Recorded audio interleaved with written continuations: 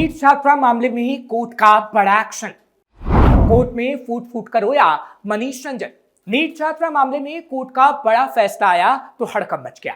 और तो और कई खुलासे ऐसे हुए जिससे हैरानी भी हुई और कई खुलासे ऐसे भी हुए जो कई सवाल पूछती है। साथ ही कोर्ट में ऐसे सबूत भी दिए गए जिसके बाद पुलिस और सीबीआई पर भी सवाल खड़े हो रहे हैं, क्योंकि हॉस्टल बिल्डिंग का मालिक मनीष रंजन हमेशा रसूखदारों के पीछे छुपता रहा। पुलिस ने उसकी मदद की या फिर कोई और बड़ा राजनेता उसकी मदद कर रहा था, ये सवाल आज बेबाकी से पूछे जा रहे हैं। नमस्कार, कैपिटल टीवी का खास शो बेबाक सवाल देख रहे हैं आप। मैं हूं आपके साथ हर्ष भारद्वाज। नीट छात्रा मामले में पॉक्सो कोर्ट ने सोमवार को हॉस्टल मालिक मनीष कुमार रंजन की जमानत याचिका खारिज करते हुए बेल से इनकार कर दिया। साथ ही सीबीआई को कड़े निर्देश भी दिए, जिसके बाद कई सवाल उठ रहे हैं। सवाल ये कि मनीष रंजन को कौन बचाने की कोशिश कर रहा है? सीबीआई आखिर कौन सा सच छुपा रही है? क्या पुलिस की मिलीभगत ने सच को छुपाया? पुलिस के अलग अलग बयान क्यों आए सामने? पॉक्सो एक्ट के तहत जांच क्यों नहीं की गई? नीट छात्रा दुष्कर्म मौत मामले में शंभू गर्ल्स हॉस्टल बिल्डिंग के मालिक मनीष रंजन जेल में ही अभी रहेगा। यानी मनीष रंजन जेल में अभी रहेगा, लेकिन आगे की जो सुनवाई होगी उसमें फैसला होगा कि क्या वो सालों साल जेल में रहेगा, क्योंकि कोर्ट ने फैसला सुनाते हुए उसकी बेल अर्जी को खारिज कर दिया। हालांकि पिछली सुनवाई के दौरान फैसला रिजर्व कर लिया गया था। 13 मार्च को स्पेशल पीपी सुरेश चंद्र प्रसाद और पीड़ित परिवार के वकील एस के पांडे ने बताया था कि सोमवार को कोर्ट अपना फैसला सुनाएगा। वहीं पिछले गुरुवार को मनीष रंजन को सुनवाई के लिए जेल से कोर्ट में लाया गया था। जमानत याचिका पर करीब 4 घंटे सुनवाई चली थी। इसमें करीब 2 घंटे की सुनवाई जज के चैम्बर में हुई थी। सुनवाई के दौरान पीड़ित पक्ष के वकील ने पटना हाई कोर्ट के फुल बेंच जजमेंट का हवाला देते हुए जमानत का विरोध किया था।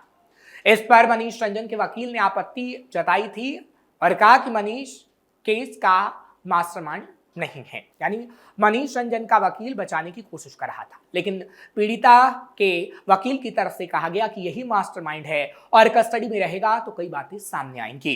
इसके बाद पीड़िता के वकील एस के पांडे ने अपना पक्ष रखते हुए महाराष्ट्र कर्नाटक हाईकोर्ट के पॉक्सो केस में दिए गए गाइडलाइन का हवाला दिया।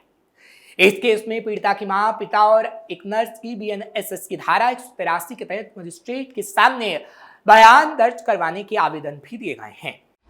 कोर्ट ने सस्पेंड थानेदार रोशनी से सवाल पूछे। हालांकि कोर्ट ने एक बार फिर से रोशनी से सवाल पूछे हैं, क्योंकि पहले केस की आईओ रही चित्रगुप्त नगर की तत्कालीन थानेदार रोशनी कुमारी कई सवालों के जवाब पहले कोर्ट को नहीं दे पाई थी। लेकिन कोर्ट ने एक बार फिर पूछा कि मुख्य गवाह से आपने क्या क्या पूछा?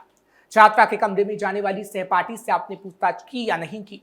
पूछताछ की तो कैमरे पर उसका रिकॉर्डिंग क्यों नहीं लिया? मनीष रंजन आपके पास कब आया? क्योंकि मनीष रंजन की याचिका पर, जमानत याचिका पर सुनवाई थी, तो रोशनी से एक बार फिर से सवाल किए गए। हालांकि इन सवालों पर रोशनी ने बताया कि 10 जनवरी को थाने वो आया था। कोर्ट ने पूछा वो क्यों आया था, आपने उससे पूछताछ की? रोशनी ने जवाब दिया पूछताछ नहीं की गई। कोर्ट ने पूछा था आपने किस अपराध में मनीष को गिरफ्तार किया, उस टाइम पर क्या रिकॉर्ड किया, पूछताछ में उसने क्या बताया और पूछताछ के दौरान आप वहां पर थी या फिर नहीं थी? आपने गिरफ्तार किया नहीं किया? इस केस में मनीष रंजन का क्या अहम रोल है? आपने जांच सही तरीके से क्यों नहीं की? कोर्ट के कानूनी सवालों का संतोषजनक जवाब रोशनी के पास नहीं था। फिर कोर्ट ने स्पेशल पीपी से पूछा पुलिस ने क्या जांच की है, मनीष का क्या रोल है? और आज हम देख रहे हैं कि जब सवालों का सही से जवाब नहीं ये दे पाए तो मनीष अब जेल में ही रहेगा। पीड़िता की मोबाइल की जांच क्यों नहीं की? हालांकि इसके बाद कोर्ट ने सीबीआई के एएसपी पवन श्रीवास्तव से भी पूछा कि पीड़िता का मोबाइल कहां है। यानी पूरे मामले पर कोर्ट ने सवाल जवाब किए। इसके जवाब में सीबीआई ने कहा कि एसआईटी से मिला तो सीज किया। फिर कोर्ट ने पूछा आपने मोबाइल की जांच की, तो सीबीआई ने कहा नहीं। सुनवाई के दौरान अदालत ने सीबीआई की कार्यप्रणाली पर सवाल उठाए और जमकर फटकार एक बार फिर से लगाई। कोर्ट ने जांच एजेंसी से सीधा सवाल किया कि संवेदनशील मामले में आपने आखिर क्यों पहले पॉक्सो एक्ट लगाने में देरी कर दी? कोर्ट ने एजेंसी से स्पष्ट जवाब मांगा कि आखिर किन आधारों पर जांच को आगे बढ़ाया जा रहा है, उसका स्पष्टीकरण आपको कोर्ट में देना होगा। इससे पहले भी सीबीआई से कोर्ट ने पूछे थे सख्त सवाल। हालांकि अदालत ने सीबीआई से पूछा कि पिछले 15 दिनों की जांच के दौरान मनीष रंजन को लेकर क्या ठोस तथ्य आपके सामने हैं। कोर्ट ने तीखे लहजे में पूछा कि क्या आपको वाकई मनीष रंजन की जरूरत है, आरोपी अब तक जेल में क्यों है। अदालत ने यह स्पष्टीकरण मांगा कि आरोपी के खिलाफ पर्याप्त सबूत हैं या नहीं, इसकी और आवश्यकता आपको है या नहीं, उसे अवैध रूप से जेल में रखा गया है या वैध तरीके से, और अगर सबूत हैं तो उसे जमानत नहीं मिलनी चाहिए। एसआईटी से भी कोर्ट ने पूछे थे सवाल। हालांकि इससे पहले हमने देखा था कि कोर्ट ने किस तरीके से एसआईटी जब इस मामले की जांच कर रही थी, हालांकि अब सीबीआई को मामला सौंपा गया तो एसआईटी से भी तीखे सवाल पूछे गए, जिसके बाद इस मामले की पूर्व में जांच कर रही विशेष जांच टीम सीबीआई ने अपना पक्ष अदालत में रखा। एसआईटी के प्रतिनिधियों ने कहा कि मनीष रंजन एक प्रभावशाली व्यक्ति है, जिसे देखते हुए पूर्व में उसकी गिरफ्तारी की गई थी। हालांकि एसआईटी ने अब स्पष्ट किया कि केस सीबीआई के पास है, इसलिए उन्हें अब मनीष रंजन की कस्टडी की आवश्यकता नहीं है। हालांकि इसके बाद सीबीआई से जब इस बात का जवाब लिया गया कि या मनीष रंजन की आपको जरूरत है, तो सीबीआई ने कहा कि अभी मामले की जांच की जानी है, जिसके बाद मनीष रंजन की जमानत को कोर्ट ने खारिज कर दिया। क्या है पूरा मामला? नीट छात्रा परीक्षा की तैयारी के लिए निजी हॉस्टल में छात्रा रह रही थी। कई दिनों तक कोमा में रहने के बाद 11 जनवरी को एक निजी अस्पताल में उसकी मौत हो गई थी। उसके परिवार ने यौन उत्पीड़न का आरोप लगाते हुए कहा था कि अधिकारी मामले को दबा रहे हैं। वरिष्ठ पुलिस अधीक्षक यानी एसएसपी कार्यालय द्वारा जारी एक बयान में भी कहा गया कि छात्रा के उन कपड़ों की फॉरेंसिक रिपोर्ट में वीर्य के अंश पाए गए हैं जो उसने अस्पताल में भर्ती होने के समय पहने थे। ये कपड़े छात्रा के परिवार वालों ने 10 जनवरी को उपलब्ध कराए थे और पुलिस ने इन्हें फॉरेंसिक जांच के लिए भेज दिया। हालांकि अभी तक कोर्ट में जवाब भी दाखिल नहीं किया गया है कि आखिर वो स्पर्म किसका था और अगर दुष्कर्म हुआ है, क्योंकि इस बात की पुष्टि तो हुई, लेकिन दुष्कर्म करने वाला दरिंदा कौन है, इस बात का जवाब भी अब तक नहीं मिल पाया है। आज फिर सीबीआई शंभू गर्ल्स हॉस्टल पहुंची। वहीं दूसरी तरफ सीबीआई की टीम आज एक बार फिर से करीब 2 घंटे तक शंभू गर्ल्स हॉस्टल में रुकी और हॉस्टल के कंपार्टमेंट की जांच की गई है। इस दौरान हॉस्टल की वार्डन को भी बुलाया गया, जहां सीबीआई की टीम ने उससे फिर से पूछताछ की है। 2 घंटे की तफ्तीश के बाद सीबीआई की टीम वहां से रवाना हो गई है। इस दौरान पटना पुलिस की टीम भी हॉस्टल के बाहर ही मौजूद रही। कई दिनों की जांच के बाद जब पटना पुलिस के हाथ खाली रहे, तब सरकार ने इस केस को सीबीआई को सौंप दिया और अब सीबीआई की टीम पूरे मामले की जांच कर रही है।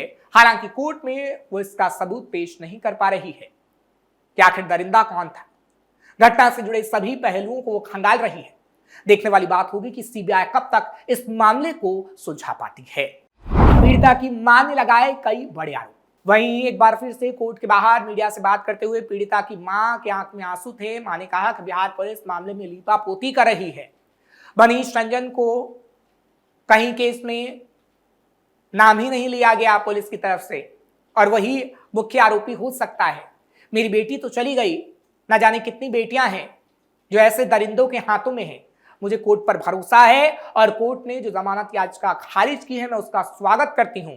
हालांकि उन्होंने बड़े आरोप भी लगाए और ये कहा कि हॉस्टल में बड़े बड़े मंत्री और विधायकों के बेटे आते हैं, गाड़ियां लगी रहती हैं, उन्होंने ही मेरे बेटे को मार डाला है और पुलिस लगातार एक मां को झूठा बताने की कोशिश कर रही है। हालांकि पूरे मामले में जिस तरीके से विशेष न्यायाधीश राजीव रंजन रमन की अदालत ने बेऊर जेल में बंद मनीष की जमानत याचिका पर 3 दिनों तक सुनवाई करने के बाद अपने आदेश को 12 मार्च को सुरक्षित रख लिया था और उसके बाद जब कोर्ट ने यह फैसला लिया है तो इसका हर कोई स्वागत कर रहा है। लेकिन सवाल यह है कि आखिर कोर्ट ने जब इतने तीखे सवाल पूछे हैं तो उस दरिंदे की गिरफ्तारी कब होगी जिसने छात्रा के साथ दुष्कर्म किया, क्योंकि मनीष रंजन की जमानत देना ठीक नहीं है, ऐसा कोर्ट कह चुकी है और कोर्ट की तरफ से कई सवाल सीबीआई से अब पूछे जा रहे हैं। हालांकि सीबीआई आज जिस तरीके से हॉस्टल में गई है, कहा गया है कि कई सबूत अब सीबीआई के पास हैं जो सीबीआई अगली सुनवाई में कोर्ट के सामने पेश करेगी।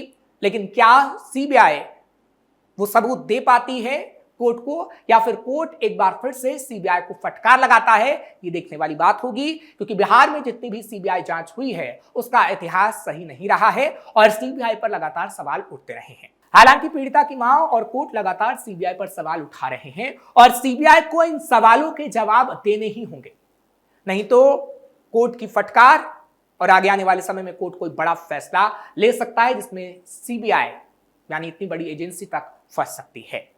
आपको ये खबर कैसी लगी कमेंट सेक्शन में जरूर बताएं। खबर को लाइक शेयर करें, कैपिटल टीवी को सब्सक्राइब करना मत भूलिएगा।